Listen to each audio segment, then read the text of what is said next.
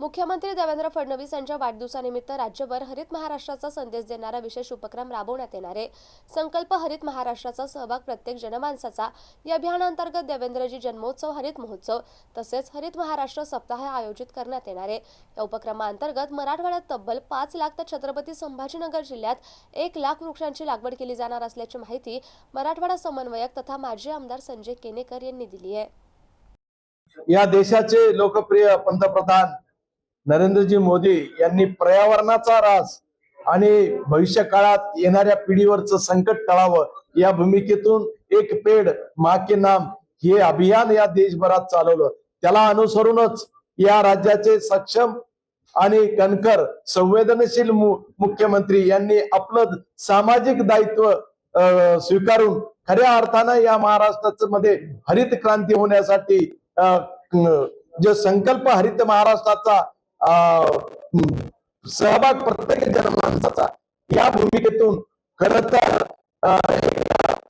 महाराष्ट्राच्या दृष्टिकोनातून 300 कोटी झाडे लावण्याचा संकल्प 2047 पर्यंत त्यांनी केलेला आहे। आणि हा संकल्प करताना निश्चितपणे दरवर्षी 14 कोटी झाडं ते लावण्याचा संकल्प करताय।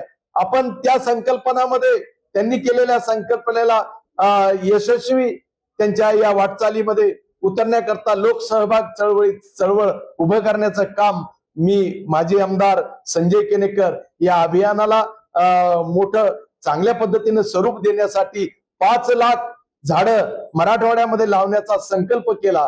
ही झाडं खऱ्या अर्थानं हे लोकसहभाग चळवळ प्रत्येक घटकामधून प्रत्येक गावामधून हे झाड लागलं पाहिजे। औचित्य येणाऱ्या 22 तारखेला देवेंद्रजींचा वाढदिवस आहे आणि देवेंद्रजी जन्मोत्सव हरित महोत्सव असा सप्ताह आपण या ब्रीद वाक्यानं साजरा करत आहोत।